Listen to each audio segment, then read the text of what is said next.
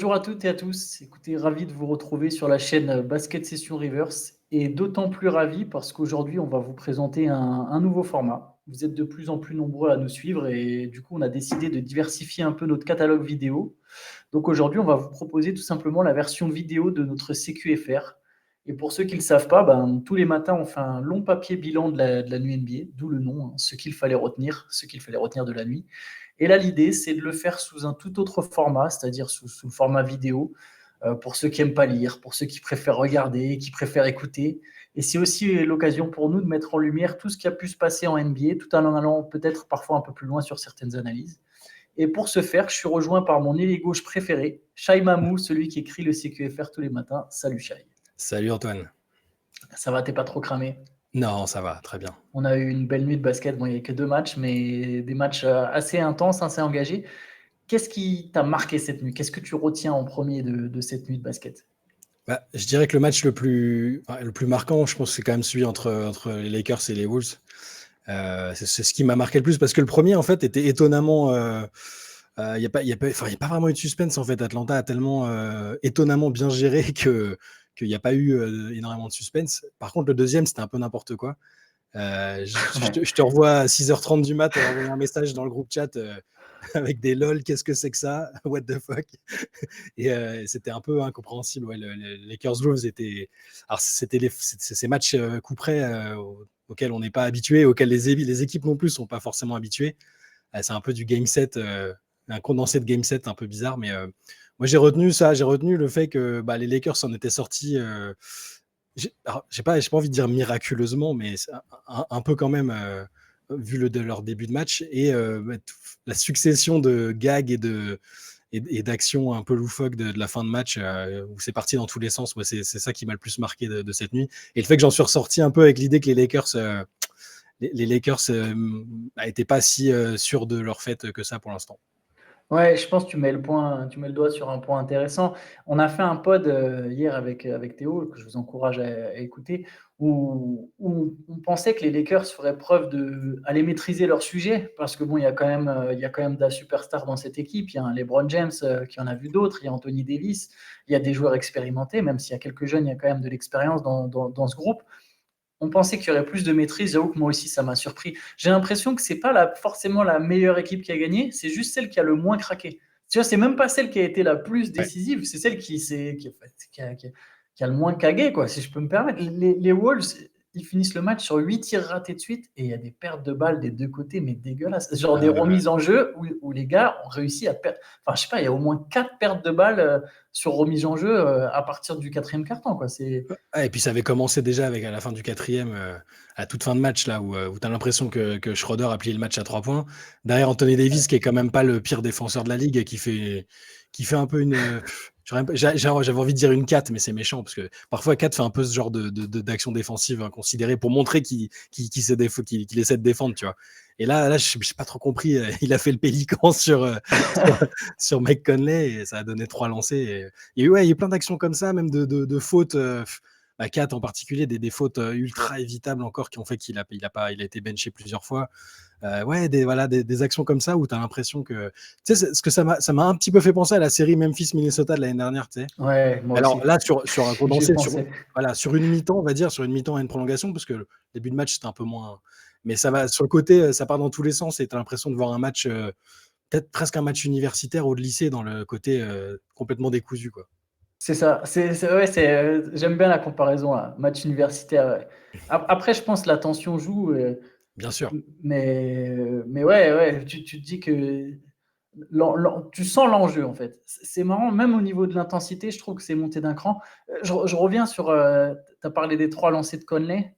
Il y a une stat, c'est les 3 seuls lancers de Minnesota à partir de la mi-temps. Incroyable quand même. Après, tu sais, j'avais fait un article juste pour relayer, c'est pas moi qui avais enquêté mais le différentiel lancé obtenu, lancé concédé des Lakers cette saison, ils sont largement devant tout le monde. Donc après, tu peux pas empêcher les mecs de faire des théories du complot sur la ligue veut que LeBron passe au moins un tour et tout ça. Là, je pense pas que ce soit ça qui ait fait perdre les Wolves, honnêtement, parce ils avaient le match Ouais. en main, ils avaient 15 points d'avance. Et même malgré ça, quand tu regardes le faible écart qu'il y a à la fin, c'est pas ça qui les fait directement perdre. Mais t'es obligé de regarder, quoi. 17-3, sur la fenêtre de temps que tu évoquais, 17-3, quoi. Et les 3 qui arrivent vraiment sur la toute dernière action du Ouais, quatrième quart-temps, et ils en ont pas eu en prolongation. Donc, ouais. Non, le différentiel est fou. Je suis d'accord avec toi, par contre, qu'ils ne perdent pas le match là-dessus. Même, il y a eu 15 points d'avance, ils menaient même encore de 10. Il y avait 89-79 à quelques, peut-être 9 minutes, enfin, quelque chose comme ça de la fin. Et ils ont craqué. C'est-à-dire, j'ai trouvé que pendant un moment, Conley était super précieux, il mettait des tirs. Et d'un coup, ils ont commencé à plus rien mettre, comme si c'était tous crispés à Minnesota. Et par contre, Los Angeles, autant ça joue pas bien, autant par contre, je trouve que ça défend très fort, quoi. ouais, ça défend bien. Là, je parlais de l'action un peu bête de Davis en défense, mais globalement, sur le match, il a franchement bien défendu. Moi, je m'attendais plus à le voir en attaque avec claquer 40 points sur une équipe qui avait ni Gobert, ni McDaniels, ni même Nasrid, qui était vraiment décimé à l'intérieur. Au final, défensivement sur 4 notamment, il a quand même été bon parce que 4 a fait un vrai bon match d'attaque malgré son problème de faute. Et Mais il a disparu à la fin, par contre. il a disparu à la fin. Ouais. Je sais pas si c'est à cause des fautes ou parce que les Lakers l'ont bien défendu. Il y a un petit peu des deux probablement, mais ouais, non, non. Défensivement, ouais, alors, s'il y a un point positif à retenir, c'est que les Lakers, au niveau mental, ils ont tenu le choc. Ils étaient quand même pas très bien embarqués. C'était pas, ça annonçait une cata. Et finalement, ils se sont bien repris mentalement. Et défensivement, ils ont montré des choses quand même. Après, c'est que Minnesota. C'est ce que je disais ce matin. Oui. Prochain tour, Memphis, sous un format série, ça va être autre chose quand même. Est-ce qu'il y a des perfs ou contre-perfs qui t'ont marqué particulièrement, soit sur ce match, soit Ouais. sur l'autre Alors déjà, là, peut-être pour boucler sur ce match-là, je pense que forcément, Anthony Edwards a été un petit peu décevant, je trouve. Parce que tu t'attends à ce que ce soit dans ce genre de match, surtout un match décousu où il suffit qu'un mec prenne feu en attaque pour que ça se décante. Je m'attendais à le voir un peu mieux que ça. Je l'ai trouvé maladroit, c'est par la force des choses. Il a 3 sur 17 ou 3 sur 19, je sais plus. 3 sur 17, ouais. 3 sur 17. Après, il est pas dans une énorme période depuis l'espèce de virus qu'ils ont tous chopé. Je le trouve pas très très bien, mais c'est le genre de match où il y a besoin, où il faut qu'il soit là, quoi, du match coup près. Et sur le prochain, je pense qu'il va être très très important. Il faut qu'il soit meilleur que ça sur ces matchs-là. Après, ouais, défensivement, il a aussi été gêné, hein, donc c'est global. Je pense qu'on voit encore là, il a besoin de ces matchs-là pour devenir un peu le joueur qu'on attend. Et pour que Minnesota convertisse des occasions comme ils en ont eu, parce que mine de rien, c'était une vraie occasion en or qu'ils ont eu là. Quand tu as les Lakers, tu mènes de 15 points alors que ton équipe est décimée et tu les pousses en prolongation, il y avait quelque chose à faire. J'espère pour eux que c'était pas vraiment l'occasion ratée et qu'ils vont pouvoir passer. Mais ouais, Edwards, je pense que c'est ce qui m'a le plus. Parce que je m'attendais à plus de sa part et je m'attendais à moins de 4, paradoxalement. Et ouais, donc je dirais Anthony Edwards. Mais moi aussi, honnêtement, c'est la performance qui m'a le plus marqué cette nuit, c'est une contre-performance. Alors, je vais vous donner quelques stats. Edwards, donc il finit à 9 points, mais je crois qu'en plus sur les 9, il en met genre 4, enfin, vraiment des paniers ouverts en contre-attaque. Mais il est à 3 sur 17 au tir, 8 rebonds, 5 passes, mais 4 balles perdues, donc plus de balles perdues que de paniers. En plus, honnêtement, il a eu des occasions de peser dans le Money Time, il a eu pas mal de tirs, il fait un marché sur un drive, il rate des 3 points un peu ouverts. J'ai trouvé presque timide par moment, peut-être lui-même un peu dans sa tête avec ses performances, le fait qu'il ratait des tirs. Donc ça, moi aussi, c'est la contre-performance qui m'a marqué parce que, comme tu le dis très bien, c'est un joueur qui est attendu, c'est censé être sa franchise aujourd'hui. Je pense que le leadership a shifté à Minnesota, c'est son équipe, c'est à lui de la porter. C'est des matchs importants pour lui, c'est des tests. Voilà. Pour faire un contraste, l'autre performance qui m'a marqué, mine de rien, c'est quand même celle de LeBron. LeBron, il met 30 points, 10 rebonds, 6 passes. Alors, il perd des ballons bêtement, hein. Il y a des pertes de balles de LeBron où tu n'as pas l'impression que c'est une superstar de 38 ans qui a été 4 fois champion NBA. Il y a des passes dégueulasses sur des prises à 2, etc. Mais quand même, il met un gros panier à 3 points pour revenir à 95 partout à 2 minutes de la fin. C'est lui qui fait la passe sur Schroeder. Il joue 45 minutes à 38 ans. Donc très fort. Et après, sur ce match, voilà, les 23 points de Conley, j'en ai parlé un peu. Je trouve que Conley était très bon. Davis, 24 points, 15 rebonds. Schroeder était bien quand même. Il a toujours Ouais, son froid dans les matchs comme ça. Il très leur important. apporte vraiment beaucoup. Tu vois, je pensais pas qu'il apporterait autant là comme ça sur un match comme ça. Surtout que, au final, il a été bien meilleur que D'Angelo Russell, qui a été très très discret, Transparent. à la finition. En tout cas, il a fait des passes. Hein. Il a fini avec 8 Ouais, passes. oui. Oui, il finit avec 8 passes. Mais bon, Deux points. c'est pas la folie, tu vois. Mais Mais Ouais. Ouais, voilà. Ouais, 21 points pour Schroeder, pardon. J'ai juste dire ça. Ouais, et 21 points est très met précieux. il met le panier à 3 points pour prendre les 3 points d'avance à la fin. Il met les lancers pour plier le match en prolongation aussi. Ouais, Donc, et des ouais, paniers aussi il met un lay-up, je crois, aussi en prolongue. Je crois que c'est lui qui lance la prolongue. Petit ouais. trou de mémoire là, mais il me semble que c'est lui qui lance la prolongue avec le premier panier ou le deuxième panier. En tout cas, c'est lui. Un petit coup de Deutsche Qualität. Il a été bien. Et bon, du coup, je vais peut-être passer un peu sur l'autre match. Ouais, Est-ce que tu es surpris par le résultat? ouais, complètement. Par le résultat et par la manière, en fait. Alors, Ok. surpris, le Heat cette année, c'est l'équipe vraiment dure à cerner parce qu'on n'a jamais envie de les enterrer. Une équipe où il y a Jimmy Butler, coaché par Spoelstra, tout ça. Tu te dis, bon, ils attendent les playoffs pour vraiment montrer leur vrai visage. Il y a des matchs de saison régulière où ils ont été bons, mais là, c'était insipide au possible. C'est fou qu'Atlanta ait mené du début à la fin quasiment 24 points d'avance en cours de 24 match. points d'avance. Ils n'ont pas tremblé. C'était à Miami. Trae Young et Dejounte Murray n'ont même pas été fabuleux. Enfin, j'ai pas eu l'impression qu'ils aient sorti le match de leur vie. Ils ont été solides, hein, c'était bien. Mais je sais pas, ouais, j'ai pas aimé le match de Butler. J'ai pas aimé. C'est fou. Ce qui est fou, c'est que les matchs que j'ai préférés du côté de Miami, c'est peut-être Kyle Lowry. J'attendais rien de Kyle Lowry maintenant et il Ouais, sort 33 points. Ça faisait je sais pas combien d'années qu'il n'ait pas mis autant de points. c'est sa meilleure perf avec Miami depuis son Voilà, arrivée. meilleure perf avec Miami. Il a été, je l'ai trouvé bien. C'est un des seuls que j'ai trouvé bien. Avec Tyler Hero, peut-être aussi, qui est à peu près égal à lui-même. Mais le reste, la dynamique collective c'était pas bon, quoi. C'était pas bon. On n'a pas vu vraiment Adebayo impliqué. On n'a pas vu. Ouais, Butler, dans des matchs comme ça, pour moi, c'est le mec, c'est le tueur de base. Tu le mets, tu sais que sur un match coup près, tu le mets, t'es tranquille. Surtout contre une équipe d'Atlanta dont tu t'attends pas à ce qu'elle.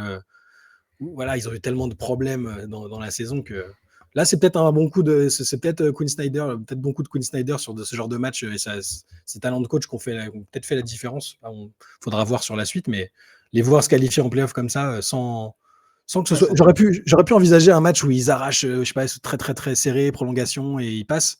Mais là, une promenade, c'est presque une promenade, quoi. Je sais pas, je m'attendais pas du tout à voir ça, ouais.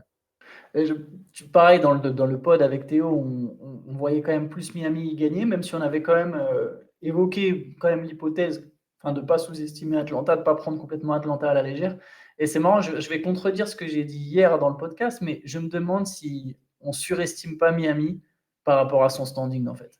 Parce que, Ouais, tu vois, s'il n'y a pas un peu cette étiquette hit où on se dit, alors qu'en fait, cette équipe, elle est peut-être plus très forte. Après, bon, moi, il y a une contre-performance qui me marque. Alors, c'est marrant. On parlait hier avec Théo, on disait il faut que Bam Adebayo il sorte un gros match. Et ouais. je disais, bon, Laurie, il est cuit. Laurie, au final, il fait 33 points.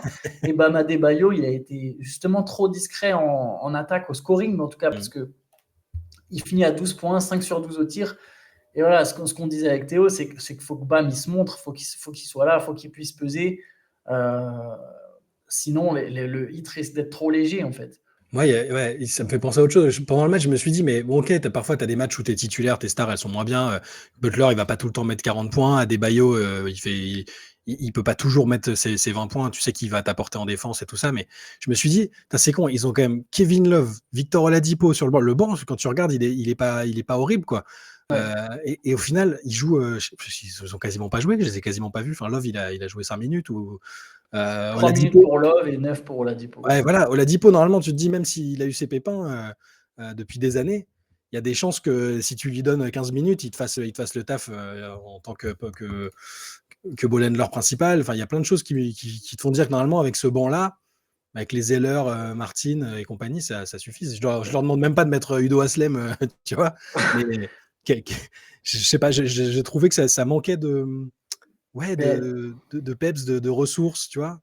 mais tu vois, ça va dans. Tu vois, quand je dis que Miami, je trouve que peut-être l'équipe, on la surestime, un truc tout bête, mais même si ce n'est pas des mauvais joueurs, Ouais, Gabe Vincent qui est titulaire, qui joue 24 minutes, Max Truss qui joue 24 minutes, Caleb Martin qui joue 29 minutes, c'est pas des mecs que tu attends jouer autant de minutes dans une équipe qui peut créer la surprise et être un outsider, quoi. C'est des mecs, s'ils jouent 15 minutes parce que c'est ton 8e homme du banc ou 9e homme du banc et Gabe Vincent, il rentre et sur un match, il met 4 paniers à 3 points. Oui, s'il est titulaire et qu'il joue 24 minutes, je trouve que c'est plus du tout pareil pour Miami.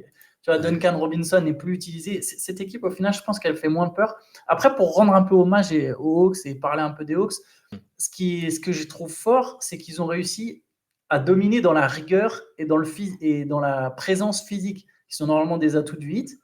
Les Hawks sont surdominés au rebond, 63 à 39. Ils ont été très rigoureux. J'ai eu l'impression de voir Capella prendre. J'ai eu l'impression qu'il a fini le match avec 50 rebonds sur l'impression visuelle. Tu vois, c'était tellement il se régalait. Même au Congo, il était. Enfin, il a même pas des stats de fou, mais j'ai l'impression qu'il était toujours bien placé, toujours bien dans le. Je sais que c'est le gars de Théo au Congo. Il a bien raison parce que c'est un joueur dont on parle pas beaucoup, qui a peut-être mis un peu de temps à se mettre en route, mais dès qu'il joue, je le trouve excellent. Il sera peut-être titulaire l'an prochain. D'ailleurs, Okongu qui était donc remplaçant, et ça permet, je donne une autre stat pour vous donner des chiffres un peu. Les remplaçants des Hawks ont marqué 53 points à 4, grosso modo, Jalen Johnson, Saddiq Bey, Onyeka Okongu et Bogdan Bogdanovic. Ils mettent 53 points à eux 4. Il y a eu un moment où les Hawks,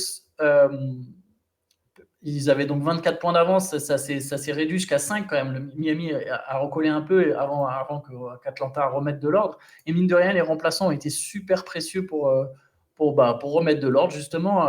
Bogdan Bogdanovic qui met 14 points en sortie de banc, Saddiq Bey qui en met 17. Je me demande si, tu vois, tu parlais de Trae Young qui n'a pas non plus fait un match, il n'a pas mis 40 points. Je me demande si ce n'est pas quelque part la meilleure formule pour Atlanta. Quand au final, c'est plus équilibré, quand le danger peut venir d'un peu partout. On sait que Quinn Snyder, il aime bien la motion offense où tout le monde bouge, etc. Je trouve que l'équipe est plus intéressante comme ça, à condition qu'elle soit rigoureuse, et c'est ce qui s'est passé hier au final. Ouais, après, depuis que Snyder est arrivé, j'ai regardé un peu Atlanta, mais j'ai vite été dissuadé de les suivre plus que ça, parce que je me suis dit qu'il n'avait pas assez de temps pour vraiment changer quelque chose. Il a les mêmes joueurs. Bon, il y a Saddiq Bey qui est arrivé en plus, ok. Mais sur les premiers matchs, je me suis dit ça va être compliqué. Et limite, je me disais qu'il aurait dû, il aurait dû attendre un autre poste où il aurait plus de marge de manœuvre à l'intersaison. Et au final, peut-être que je me suis trompé, et peut-être que Quinn Snyder a déjà un impact immédiat. Parce que là, ça ressemblait à une équipe qui se connaissait bien et qui était en confiance. Donc, c'était qu'un match contre une équipe qui, elle, à mon avis, n'est pas très en confiance. Mais c'est pas mal, il faut peut-être se méfier. Alors, bon, après, au prochain tour, c'est Boston, hein, donc logiquement, ça ne devrait pas passer, mais c'est intéressant. Ça va peut-être leur éviter de tout chambouler, tout défoncer à l'intersaison, comme on pouvait s'attendre à ce que ce soit le cas. Bon, après, c'est qu'un match, hein. Mais c'est juste que je m'y attendais tellement pas à les voir jouer aussi bien et sereinement que on n'est peut-être pas au bout de nos surprises. On va peut-être finir là-dessus avec une petite ouverture. Donc là, on a Atlanta 7e à l'Est qui va jouer Boston, Los Angeles 7e à l'Ouest qui va jouer Memphis. Est-ce que tu penses qu'une ou les deux équipes ont une chance de réaliser un upset? Donc on parle des Lakers, hein, les Lakers contre Memphis et les Hawks contre les Celtics. Tu sais à quel point j'aime Memphis et à quel point je crois en cette équipe malgré tout ce qu'ils ont vécu. Ce que j'ai vu des Lakers ce soir m'incite pas à l'optimisme face aux Grizzlies. Je pense que ça peut être une série serrée, mais je les vois pas forcément passer. Et les Hawks contre les Celtics non plus, honnêtement. Non, je vois pas de surprise. Après, s'il doit y en avoir une, sur le talent et l'expérience, ça viendra peut-être des Lakers. Sur un format de série, peut-être que ça leur conviendra mieux que là où ils sont un peu bousculés dans leur. S'il y en a une, ça viendra peut-être des Lakers, mais je pense quand même que les deux équipes vont nous quitter au prochain tour. Ouais, bon, pareil, je pense que les Hawks contre les Celtics, ce sera plus de la figuration, et je ne dis pas ça, c'est pas un manque de respect, mais bon, voilà, je pense qu'il y a trop d'écart. Les Lakers, je pense qu'il y a un scénario où ils passent. Par contre, moi, en tout cas, si je devais retenir une conclusion de ce match, et même plus globalement de la saison, même s'ils venaient à passer les Grizzlies, je pense vraiment pas que les Lakers puissent passer plus qu'un tour. Je sais qu'il y en a qui rêvent de finale de conférence, de finale NBA, et puis on verra, mais ça implique j'ai quand même l'impression qu'il y a quand même trop de lacunes, quoi. Non, et puis surtout, ça implique qu'il y ait plein de matchs où il n'y ait ni LeBron ni Anthony Davis qui se blessent. Là, pour l'instant, on touche du bois pour eux, c'est très bien.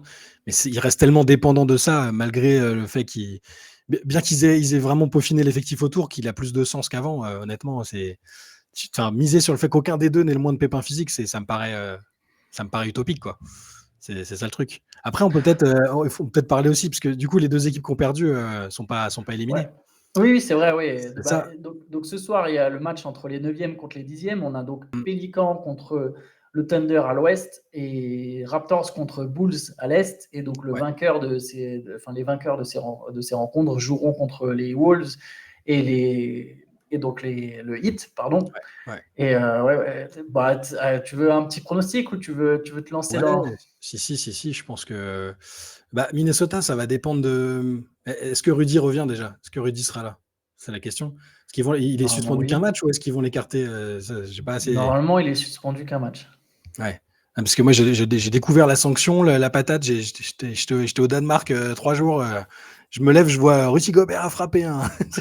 Mais s'il est là, je pense qu'ils peuvent peut-être passer, mais je miserai pas dessus. Malheureusement, avec McDaniels qui est pas là, et ça me paraît compliqué.